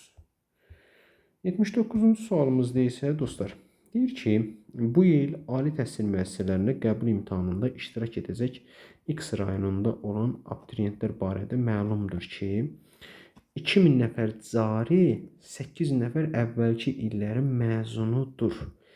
İndi, okey. Deyir ki, 600 nəfər əvvəlki illərin məzun olmaqla 1700 nəfər qızlardır. Deməli, bax, səndə 2000 nəfər cari məzun var. 800 nəfər də əvvəlki ilin məzunu var. Opşin, oğlan qız bir yerdə. Deyir ki, 600 nəfər əvvəlki ilin qızıdır. Deməli, 600 nəfər burada qızdır. Onda belə çıxır ki, 200 nəfər nədir? Oğlandır. 1700 nəfər qız var opşin. 600 əvvəlki ilin məzunudursa, onda 1100 nəfəri də nə olur? 1100 nəfəri də cari ilin qızı olur. Onda belə çıxır ki, oğlan qalır 900 dənə oğlan. Bax, cümləni düz oxuyun. 600 nəfəri əvvəlki ilin məzunu olmaqla 1700 nəfər qızlardır. Deyir ki, X rayonundan olan abituriyent oğlanlardan neçəsi cari ilin məzunudur? İndi deyir ki, X rayonundan olan abituriyent oğlanlardan neçəsi cari ilin məzunudur? Bizdə abituriyent oğlanlardan cari ilin məzunundakı olan oğlanlarımızın sayı burada 900 dənə. Doğru cavab verdi B. Sonra növbəti dostlar 80-ci sualımıza baxaq. 80-ci sualımız dostlar, dediyim kimi burada qəbul imtahanlarına düşən suallar silsiləsindəndir və bu qəbul imtahanında da əslində bu dövlət qulluğu sualı sayılır. Sadəcə yenilik olaraq magistrada bundan saldılar. Deməli, burada məsələ necədir? Burada müəyyən hərf birləşmələri ilə sözlər verilir. Həmin sözlərdən ikisini birləşdirərək yeni bir söz yaranır. Məsəl üçün, birinci hissə kimi göl verib, ikinci hissə kimi bol verib, üçüncü hissə kimi od verib, 4-də lon verib, 5-də yaxa verib. Mən bu 5 dənədən hansısa ikisini seçib, birləşdirib yeni bir söz yaratmalıyım. Amma oradakı verilən hərflərin hər birinin sayından doğru düzgün şəkildə istifadə etməliyəm. Burada da ancaq və ancaq biz də 4-cü və 5-ci sözləri birləşdirəndə yoxlama sözü alırıq. Sonra növbəti 81-ci sualımız. 81-ci sualımızda uşaqlar biraz diqqətli olmaq lazımdır. Niyə görə diqqətli olmaq lazımdır? Əvvəla siz onun qatlanmanın necə olduğunu bilməlisiniz. Fikir verməlisiniz ki, şəkli bölüb düz ortadan, sonra sağı da bölüb düz ortadan, bunu bura qatlaladı, aldı bu şəkli. Sonra bu şəkli bölüb belə düz ortadan, bunu altdan yuxarı doğru qatlaladı, aldı bunu. Sonra bunu böldü buradan ortadan, sağı sola qatlaladı, aldı bunu. İndi burada bir dənə qara dairə var. Mən bunu geri açanda qara dairənin biri bura gəlir. Sonra götürüb bunu bir dənə geri açanda, alt açanda qara dairənin ikisi bura gəlir. Sonra bunu bölüb belə düz ortadan solu sağa qaçanda qara dairələr hər ikisi bura gəlir. Doğru cavab verir Y variantı. Yəni cavablarla da edə bilərsiniz. Məsəl üçün cavabları həmin arzuluğa görə qatlayaraq da edə bilərsiniz. Fərqi yoxdur. Seçim sizindir. 82-ci sualımız. 82-ci sualda deyir ki, 2003-cü ildə oğlu atasının yaşını soruşduqda o belə cavab verir. Mənim yaşım doğulduğum ilin rəqəmləri cəminə bərabərdir. Yəni bu adam 1900 ildə anadan olub və hal-hazırda 2003-cü ildə bunun yaşı, deməli 2003-cü ildə bunun yaşı rəqəmlərinin cəmidir. Yəni bu adam doğulduğu ilin üstünə doğulduğu ilin rəqəmlərinin cəmini gəlib 2003 alıb. İndi sən də burada nə varsan? Bu 1900 AB 4 rəqəmli ədəddir, 2003-də 4 rəqəmli ədəddir. Bunu mərtəbələrinə görə açanda burada olur nə? Burada olur 10A üstə gəl B, üstə gəl bir dənə A, üstə gəl bir dənə B bərabərdir. Deməli 100 neçə 90 qalır. 90 qalır. Buradan alırsan 11A üstə gəl 2B bərabərdir nəyə? 90-a. İndi A ilə B-də elə rəqəmlər verməlisən ki, cəm 90 olsun. Bu da o vaxt olar ki, misal üçün A-ya 8 deyərsən, B-yə 1 deyərsən, hə, bəlkə onda olar. Gəl indi yoxlayaq. A-ya 8 deyəndə 88 üstə gəl 2, 90 verir də, düzdür? İndi nə alırsan buradan? Alırsan ki, yəni sən demə bu adam 1981-ci ildə anadan olub. 1981-ci ildə anadan olub. İndi görək indi bizim o variantımız, həmin o dediyim variant bizə doğru gəlir yoxsa yox? Sorry dostlar, bir dənə deyəsən mən səhv çıxmışam buradan. Deməli bura nə qədər eləyir? Bura 10-dur. 103-dən də 10 çıxanda 93 qalır. İnşallah bir dənə üzrü sayın. Bir dənə texniki səhv gedib burada. İndi A ilə B ilə rəqəmləri yazmalıyıq ki, bizdə bu cəm 93 versin. Çünki bunu parçalayanda 1900 üstə gəl 10A üstə gəl B kimi. Üstə gəl 10, üstə gəl A, üstə gəl B yazıb 2003 yazıram da. Deməli, bunu necə eləmək olar? Bir dənə baxaq. 11A üstə gəl 2B 93 yazıbsa, indi A ilə B ilə rəqəmləri verməliyik ki, bu şərt ödəsin. Bunu nə ağara bilərik məncə? A-nın yerinə 7 yazıb, B-nin yerinə 8 yazsan, 77 üstə gəl 16, 93 verər. Və bu adam 1973-cü ildə anadan olmuş olar. Və 2003-cü ildə bunun yaşı anadan olduğu ilin rəqəmləri cəmi qədərdir. Və indi bizə də soruşur ki, bir dəqiqə üzr sayın, nəsə bir də şolar səhvliyimiz oldu elə bir. Ya 1978'i səhv dedim. Hə, 1978 hə, sorry. B-yə 8 demişdim burada. Deməli bu adamın anadan olduğu 1978 olar və 2003-cü ildə bunun yaşı 25-dir. Həqiqətən 1978-in rəqəmlərini 1 plus 9 plus 7 plus 8-i toplayanda mən 25 almış oluram da. Məsələ budur. Deyir ki, indi atanın yaşını tapın. Atanın yaşı oldu 25. Verdi A variantı. Sonra 83-cü sual. 83-cü sualda isə deyir ki, Amil kitabxanadan kitab və jurnalı uyğun olaraq 20 və 15 günlük götürdü. Lakin onları təyin olunmuş müddətdən gec eyni gündə təhvil verdi. Buna görə 16 manat cərimə ödədi. Deməli fikir versəz, kitabı 20 günlük götürüb, jurnalı 15 günlük götürüb, düzdür? Amma ikisini də eyni vaxtda təhvil verib. Yəni jurnalı 5 gün kitabdan daha gec verib artıq. Sonra deyir ki, 16 manat obşi cərimə ödəyib. Deyir ki, kitab üçün hər əlavə günə 1 manat. İndi mən tutaq ki, desəm ki, kitabı bu adam x gün gecikdiribsə, günü 1 manatdan olur x vur 1. Üstə gəl. Jurnalı da hər əlavə günə görə 50 qəpik cərimə ödəyirsə, normalda kitabı x gün gecikdiribsə, jurnalı ondan 5 gün daha tez verməli olduğu üçün jurnalı x plus 5 gün gecikdirmiş olur və hər günə də 0,5 qəpikdən saysan, yəni 50 qəpikdən saysan, obşi cəm eləməlidir nə qədər? 16 manat. G hesablayaq indi. Alıram 1/5x 1/5x bərabərdir 13.5-ə, x də bərabərdir 9-a. Belə çıxır ki, kitabı 9 gün gecikdirib. Jurnalı isə vəbşi 14 gün gecikdirib. İndi mənə nə deyir? Deyir ki, Amil kitabı və jurnalı kitabı götürdü. Kitabı və jurnalı kitabı götürdükdən neçə gün sonra kitabxanaya təhvil verdiyini. Kitabı 20 günlük götürmüşdü. 9 gündə gecikdiribsə eləyir 29 gün. Jurnalı 15 gün götürübsə, 15 günlük götürmüşdü, amma 14 gün gecikdirdi, yenə də 29 gün. Bu qədər. Sonra gedirik 84-cü sualımıza. 84-cü sualımızda isə yer dəyişməli olar. Bax, bu fiqur buradadır. Düşdü aşağı, gəldi bura. Keçdi sola, gəldi bura. Qalxdı yuxarı, gəldi bura. Keçdi sağa. Keçəcək sağa, bu getdi, bu getdi, bu getdi. İndi ulduza baxıram. Ulduz buradadır. Bir dənə sola keçdi, gəldi bura. Bir dənə qalxdı yuxarı, gəldi bura. Bir dənə keçəcək sağa, gəldi bura. Bir dənə düşür aşağı. Ulduz burada düz tən aşağıda, bu ola bilər. Okey. Sonra növbəti buna baxaq. Nə bilim, bu mötərizə işarəsinə. Buradadır. Bir dənə qalxdı yuxarı, gəldi bura. Bir dənə keçdi sağa, gəldi bura. Bir dənə düşdü aşağı, gəldi bura. Növbəti də keçəcək sola. Ona görə D ödəmədiyinə görə doğru cavab qaldı A. Belə. Sonra dostlar, 84-cü sualımız. 84-cü sualımız dostlar biraz çətin sualdır və biraz parametri çox olan bir sualdır. Ona görə mütləq bir-bir buradakı parametrlərin hamısını yazmalıyıq. Yazmasaq çünki bizim üçün dəhşətli dərəcədə sıxıntı olacaq.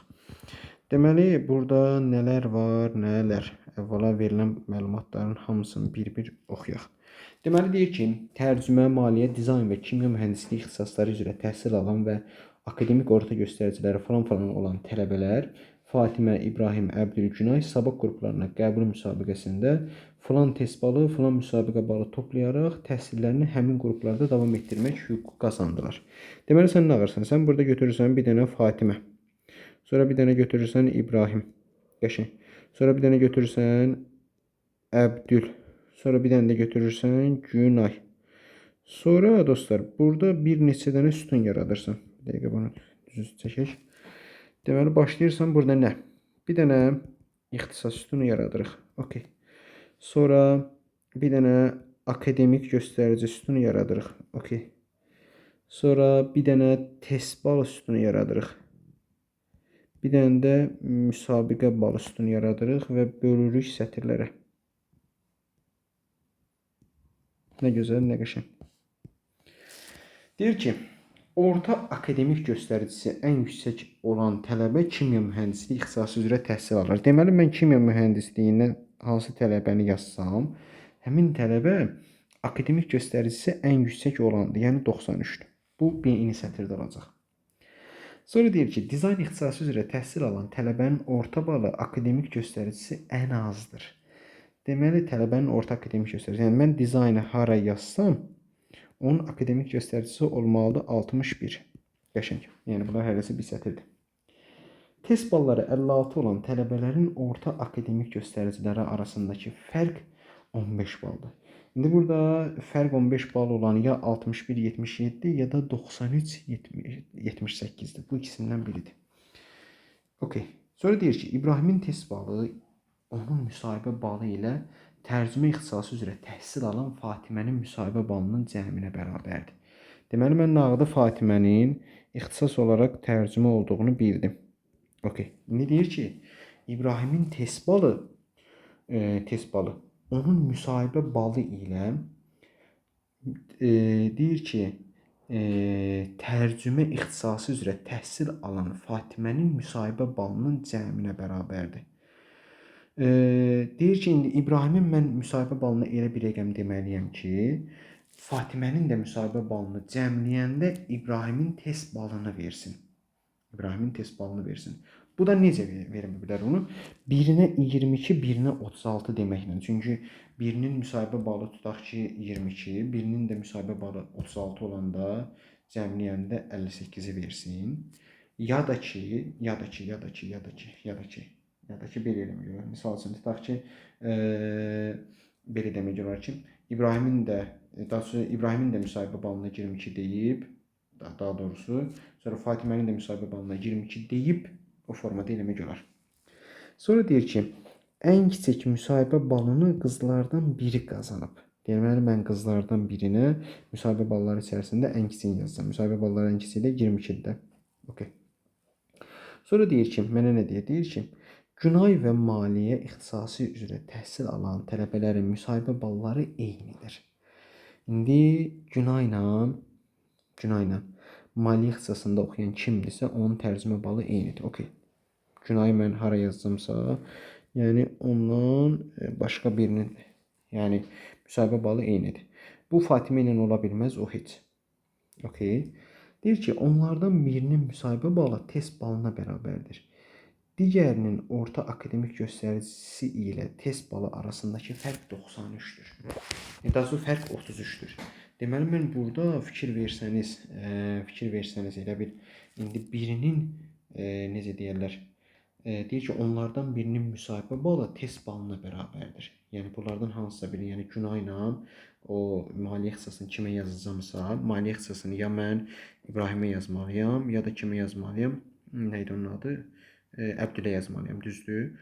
İndi deyir ki, onlardan birinin müsahibə balı, qəşəng, deyir ki, test balına bərabərdir. Deməli, birinin müsahibə balından birinin test balı eyni şeylərdir.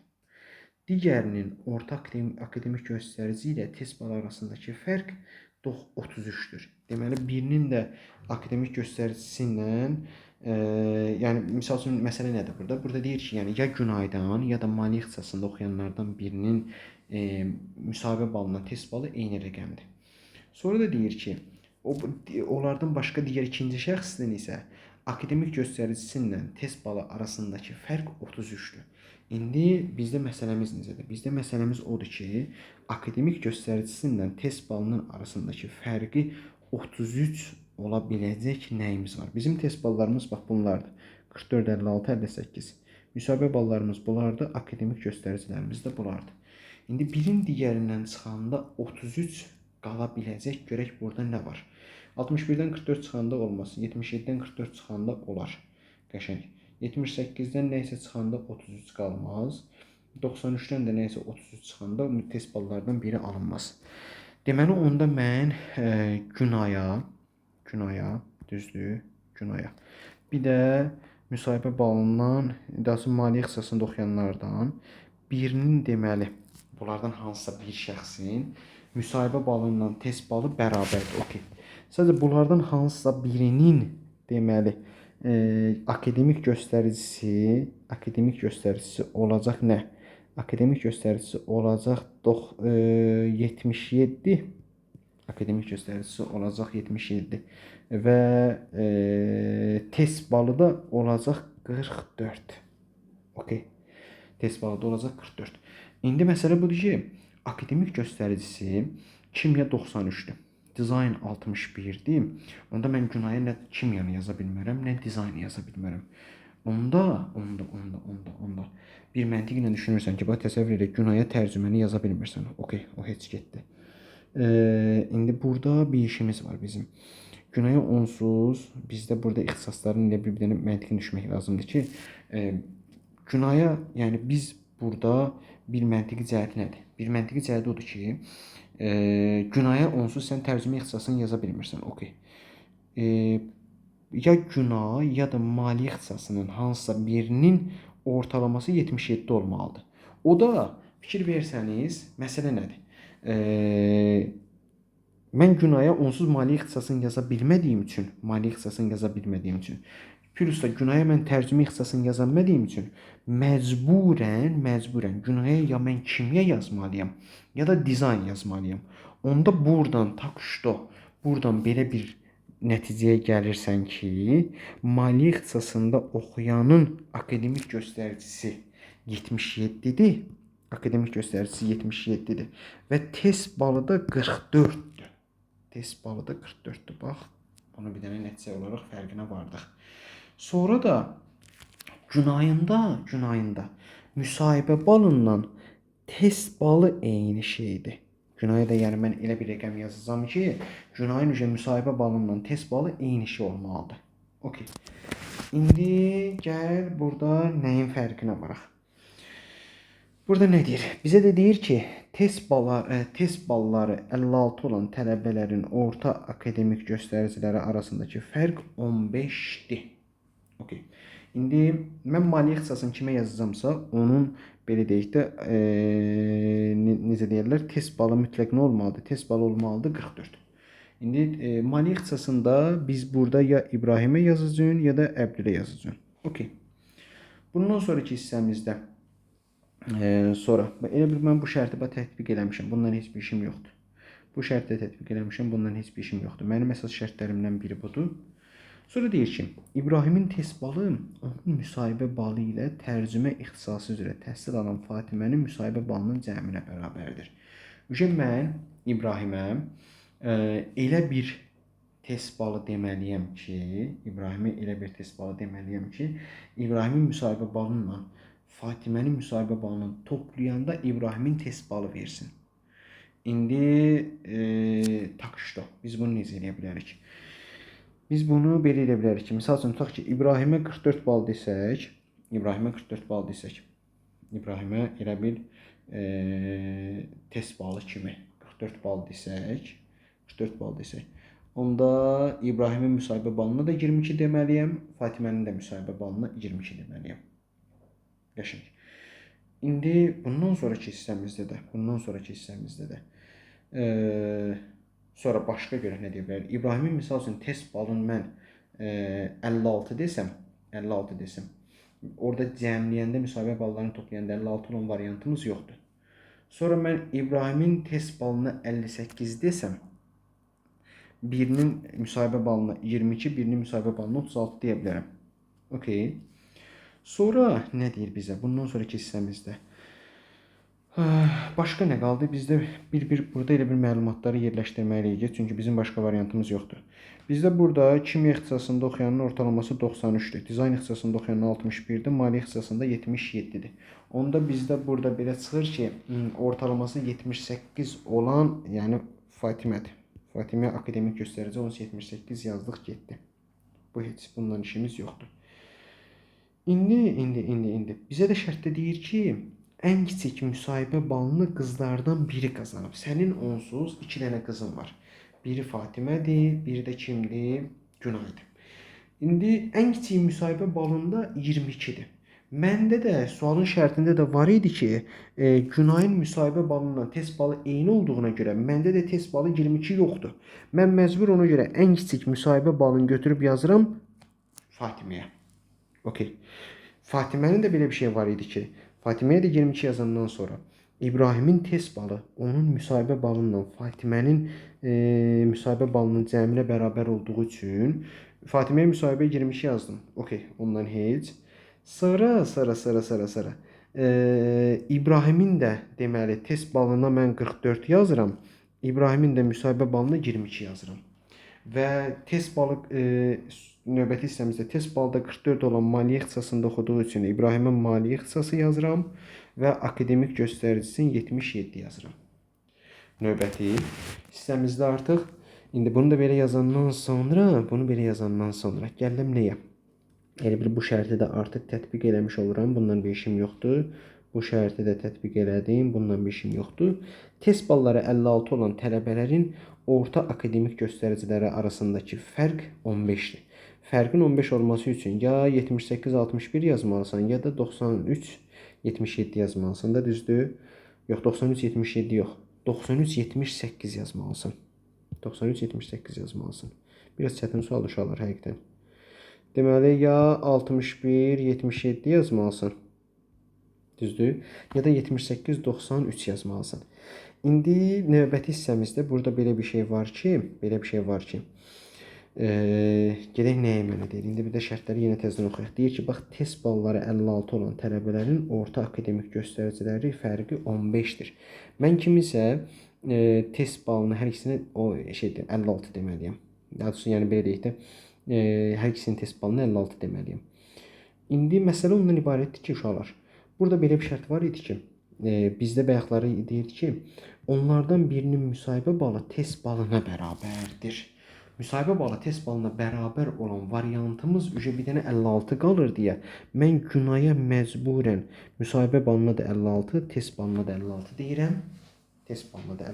deyirəm. Və indi növbəti hissəmizdə də mən Günaya da ixtisas olaraq ya kimyanı yazmalıyam, ya da dizaynı yazmalıyam, düzdür? İndi dostlar, bundan sonraki hissəmizdə gəlirəm bunu nə düşünürəm? Deyir ki, test balları 56 olan tələbələrin orta akademik göstəriciləri arasındakı fərq nə olmalıdır? 15 olmalıdır, düzdür?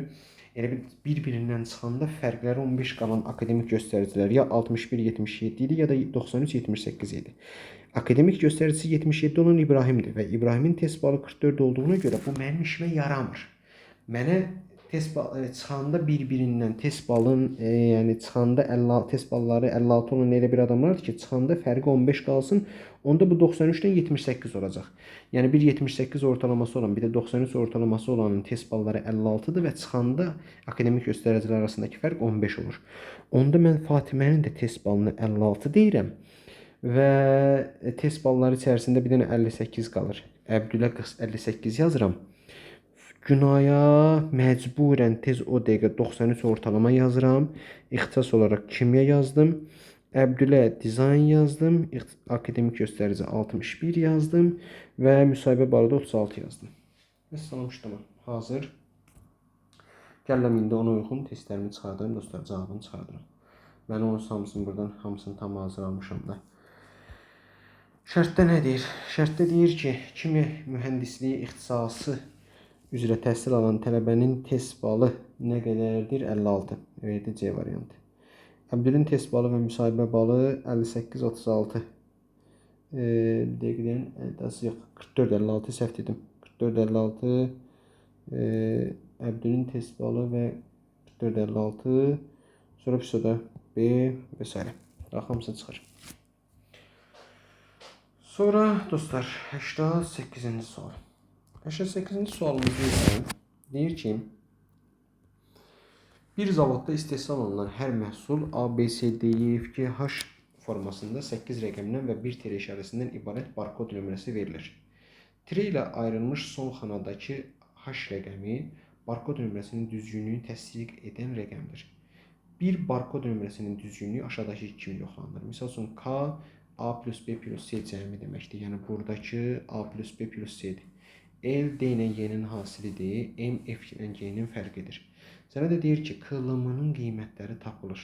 Sonra qılımının cəmindən 5-ə bölünməsindən alınan qalıq tapılır. Və əgər qalıq H isə barkod nömrəsi düzgündür. Yoxlayaq. Mən indi nə deyir mənə indi? Deyir ki, 88-də deyir ki, 88-də nə deyir? Dəqiqə, Yadaş qalsın. 88-də deyir ki, 3, 7, 0, 4, 9, 3, 8, X kimi barkodlanan məhsulun kodunun doğru olduğu məlumdursa, X neçədir?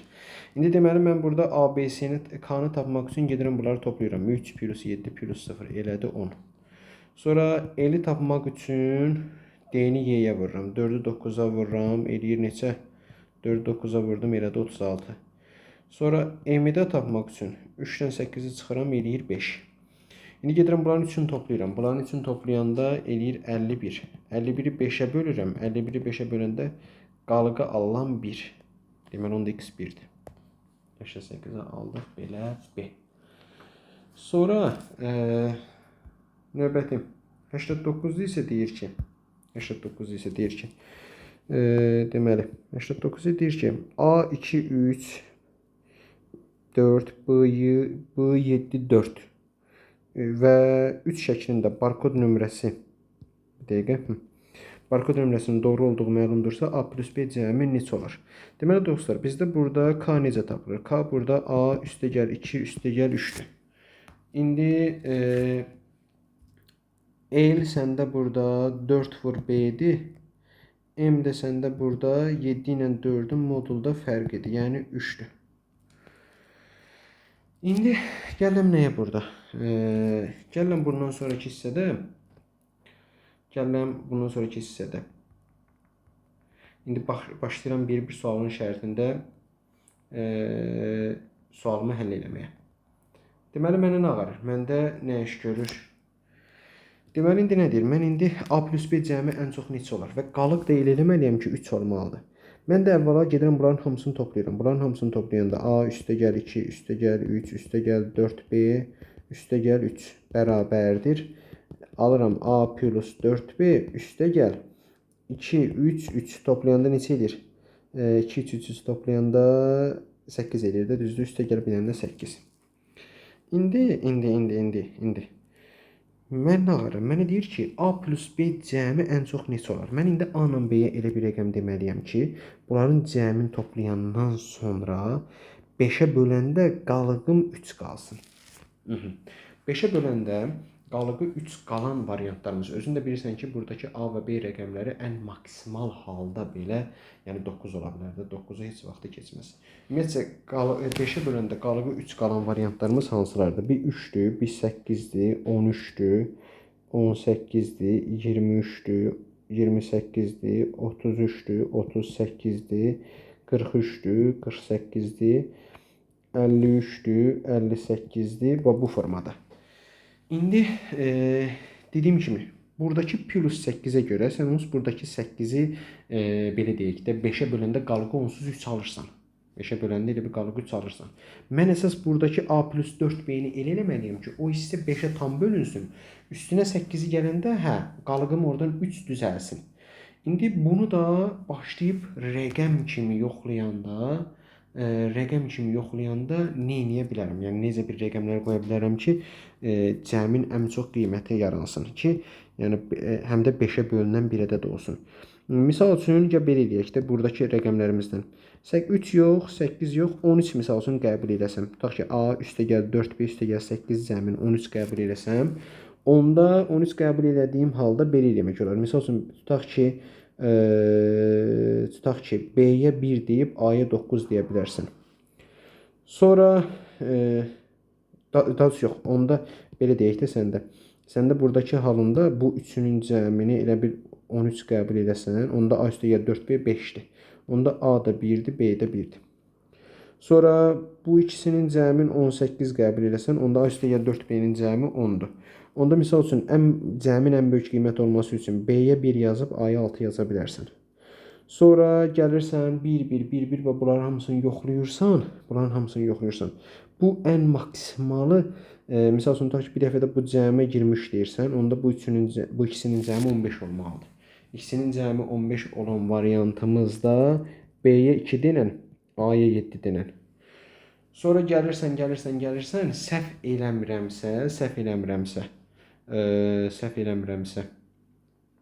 səhv eləmirəmsə, bax bu halda 53-də deyəsən ən maksimum olacaq.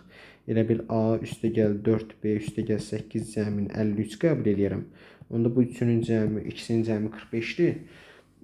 Bunun da 45 olduğu variantı A-nın 9, B-nin 9 olan halıdır. Və A plus B cəmi də ən maksimum 18 olur. Alırsınız Y variantı. Və sonuç tamam. 90-da bax, eyni formada həll edirsiniz, gedir. Sonra 91-ci suala baxaq dostlar. 91-ci sualımızda isə səndə burada sualın şərtində 1-1 nə versin? 1-1 deməli 1-1 nə işləyirsən? 2A-nı B kvadrat verib. Sonra 2B-ni C verib. A-nın C-nin də cəmin 6B verib. Əvvəla birinci ilə ikincinin solundan solunu, sağından sağına ortada toplayırsan. Nə alırsan onda? Alırsan 2A üstəgəl 2B bərabərdir B kvadrat üstəgəl C-yə. İndi məsələ nədir uşaqlar? Məsələ ondan ibarətdir ki, məndən də A üstəgəl B-nin cəmini soruşur. Buradakı ifadədə görürsünüz ki, onu A-nın B-nin cəmini çıxartmaq heç cür mümkün deyil. Çünki əvvəla mən həmişə uşaqlara deyirəm ki, birinci o soruşduğu şeyi yazın. Görün onu promoya çıxarda bilirsiniz, yoxsa yox. Görürsən ki, burada promoya çıxmır. Onda başqa bir variant irəli sürməliyik ki, mən bu sualın həllini necə yaza bilərəm. Bax, C-nin qiyməti nəyə bərabərdir? 2B-yə bərabər deyil. Gətir burada C-nin yerinə 2B yazsan, olur A üstəgəl 2B bərabərdir 6B-yə. A oldu 4B. Və A-nın qiymətini 4B tapandan sonra, indi digər məsələmiz nədədir? Gətirib burada A-nın yerinə 4B yazanda olur 2 vurulsun 4B bərabərdir 6B kvadratına. Bu B-nin birindən bu B gedir. Qalır, nə qalır? Qalır, bir dəqiqə, yox B kvadratın uşaqlar 6-sız. Onda qalır B bərabərdir 8-ə. B-nin yerinə burada 8 yazanda A-nın da qiyməti edir 32. A 32, B-də 8. Cəmləyəndə 40 olur. Sonra 92-ci sualımızda. 92-ci sualımızda isə uşaqlar, deməli, deyir ki, bir-birindən və sıfırdan fərqli ABC rəqəmləri üçün A plus B kiçikdir C şərtini ödəyən ABC 3 rəqəmli ədədlərinin ən böyüyü ilə ən kiçiyinin fərqini tapın. Bunu necə eləmək olar?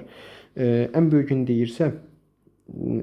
deyirsə, misal üçün tutaq ki, A-ya 7 yazıb, B-yə 1 yazıb, C-yə 9 yazmaq olar. Yəni ən böyük olar 719.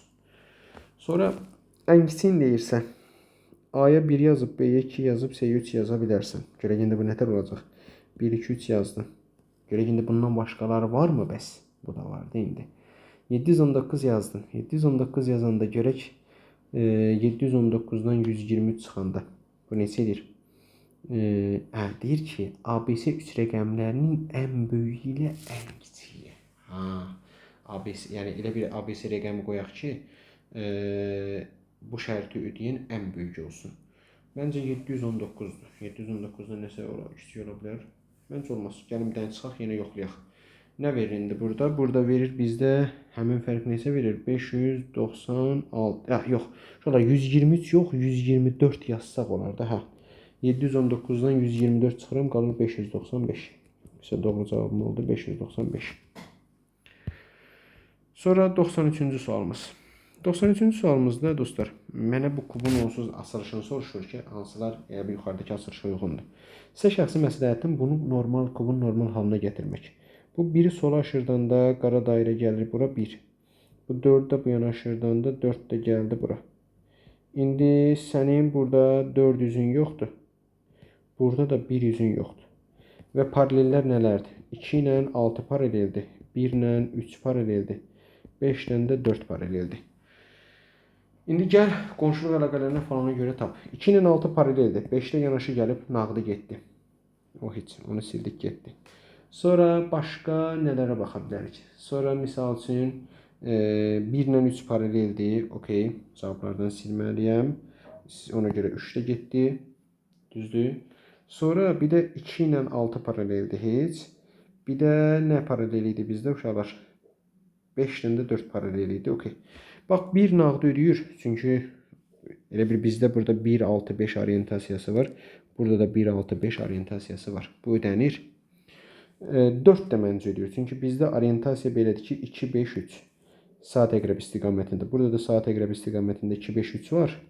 Amma bizdə 2-1-4 orientasiyası yoxdur uşaqlar. Buna görə 3 ikincidə gedir. Qalır doğru cavab 1-4. 94-cü sualımızda isə belə deyək də, belə suallarda həmişə dediyim kimi, yəni çalışmaq lazımdır. Hər bir sətirdə ən böyük və ən kiçik elementləri bir-bir yerləşdirərək sualı həll edəsiniz. Çünki ən rahat yolu odur. Məsələn, tutaq ki, birinci sətrinizdə yaza biləcəyiniz bir ən böyük elementi, bir də ən kiçik elementi götürün. Tutaq ki, ən böyük elementiniz olsun 5, ən kiçik elementiniz olsun 1. İndi misal üçün 1-i C-nin yerinə yazanməzsən, çünki nədənsə böyük sayılmır. 1-i burada yazanməzsən, nədənsə böyük sayılmır. 1-i burada yazanməzsən, nədənsə böyük sayılmır. 1-i burada yazanməzsən, nədənsə böyük sayılmır. Məcbur ona görə 1-i atdım bura. Qəşəng. Sonra ikinci sətirdə 1-i yazmaq istəyəsən. 1 bura yazılanməz, 1 bura yazılanməz, 1 bura yazılanməz, çünki nədənsə böyük deyil. Burada yazılanməz, burada yazılanməz. Həm də ikinci sətrə fikir versəniz, ədədlər artır. 1, 2, 3, 4, 5. Okey. Sonra növbəti. Üçüncü sətirdə 1-ə baxaq. Görək, üçüncü sətirdə 1-in var. Üçüncü sətirdə 1-i bura yaza bilərsən, olar. Bura yazanməzsən, sütununda var. Hamısından böyük sayılmır. Burada yazılmır, burada yazılmır. Elə 1 hamısından kiçik yazıldığı üçün bura oldu. Qəşəng. Sonra dördüncü sətirdə 1-i. Dördüncü sətirdə 1-i bir dənə ancaq yaza biləcəyin yer ya bura idi, ya bura idi. Çünki bura yazılanməz sütununda var. Məcbur 1 atıldı bura. Və gəldik sonuncu 5-ci sətrin 1-i isə düşəcək bura. Növbəti, indi bu forma tapandan sonra da bir də gedirsən ən maksimal elementləri bir-bir yerləşdirməyə və ona uyğun elə bir sualın belə deyək də həll yolunu çizirsən da. İndi misal üçün 5. 5-i misal üçün sən tutaq ki, birinci sətirdə 5-i C-nin yerinə yaza bilərsən, olar. 2-nin bu yuxarısını yazanməzsən, bura yaza bilərsən, olar, bura yazanməzsən. Deməli, ikinci sətirdə 5-in yeri ya buradır, ya buradır. Bir daha birinci sətirdə. Üçüncü sətirdə 5-i bax burada yaza bilərsən, problem deyil. A-nın yerinə də yaza bilərsən. Problem yox, A-nın yerinə yazanməzsən, çünki 5 nədənsə kiçik sayılmır. 5-i burada yaza bilərsən, olar. 5-i bura yazanməzsən. Dördüncü sətirdə 5-i bura yazanməzsən. Bura yazanməzsən, sütununda var. Məcbur ona görə 4-cü sətrin 5 yazıldı bura. Sonuncu sətirdə 5 bura yazılmır. Bura yazıla bilər. Burada yazıla bilər. Qəşəng. İndi məsələ bundan ibarətdir ki, bu sütunda elə bir 1 ilə 4 var. Nə yoxdur? 2 yoxdur, 3 yoxdur, 5 yoxdur. Məcbur 2-ni bura yaz, 3-ü bura yaz, 5-i bura yaz. Sonra növbəti. Belə bu formada yazandan sonra bu sətirdə artıq 5, 1, 3 var, 2 ilə 4 yoxdur. Bura 2 yazanməzsən, çünki bura 2 yazsan 2-dən kiçik 1 yazırsan və sütunda təkrarlanma verir. Məcbur bura 4, bura verdi 2. Sonra növbəti başqa nəyə baxıram? Məsələn, 3-cü sətirdə 1 ilə 2 var, 5, 4, 3 yoxdur. Bura 5, bura 4, bura 3 yazdın. Sonra bu sütunda 1, 2, 3 var, 4-dən 5 yoxdur. Bura 4, bura 5 yazdın. Sonra bu sütunda 3 bura düşür. Bu sütunda 2 ilə 4 yoxdur. Bura 2, bura 4 düşür. Bura 2 qaldı, burada 3 qaldı. Deməli, C 5-dir, A 4-dür, B də 3-dür. Cəmi, hamısının cəmi eləyir 12. Gəldik 95-ci suala. 95-ci sualda isə uşaqlar deyir ki, bir qatar birinci stansiyadan bir sərnişin alaraq yola düşür. Qatar növbəti hər stansiyada içindəki iştirakçıların sayı qədər sərnişin götürərək yoluna davam edir. Stansiyaların birinə çatdıqda o bir nəfər əlavə sərnişin minir maşına. Elə bil, tutaq ki, içəridəki adamın sayı qədər minir, bir də əlavə bir nəfər minir. Və sonuncu stansiyaya çatanda görürlər ki, stansiyada 1040 nəfər imiş. Deməli, indi məsələ necədir? Bu sonuncu stansiyada əgər 1040 nəfərdirsə, ondan əvvəl minən 520 nəfər imiş. Yəni, ondan əvvəlki də 520 imiş. Çünki elə bir 520 nəfər var imiş qatarın içində. 520-si də olub, sonuncuda olub 1040. Sonra ondan əvvəlkində 260-dan adam var imiş. Ondan əvvəlkində 130-dan adam var imiş. Ondan əvvəlkisində 65-dən adam var imiş. Bundan əvvəlkində stansiyada isə 32 nəfər var imiş. Sonraki stansiyaya gedəndə 32 nəfər minib. Yəni, həmin o stansiyada elə bir qatar çatanda 32 nəfər var imiş orada. 32 nəfər minib, bir nəfər də əlavə minib, olub 65. Ondan əvvəlkində 16, ondan əvvəlkində 8 nəfər var imiş qatarda, ondan əvvəlkində 4, ondan əvvəlkində 2, ondan əvvəlkində də 1 nəfər var imiş. Bu bizim birinci stansiyamız, ikinci, üçüncü, dördüncü, beşinci, altıncı, yedinci, səkkizinci, dokuzuncu, 10-cu, 11-ci stansiya. Deyir, üçüncü stansiyada, deyir, nə deyir? Sənə deyir ki, stansiyada qatara minən sərnişinlərin sayı. Birinci stansiyada 1 nəfər minib. İkinci stansiyada 2 nəfər olubsa, burada 1 nəfər minib. Burada 2 nəfər minib. Burada 4 nəfər. Burada 8 nəfər. Burada 16 nəfər. Bu stansiyada 33 nəfər minib artıq. İndi nə deyir? Üçüncü stansiyada bizdə qatara minən 2 nəfərdir. Biri oldu C.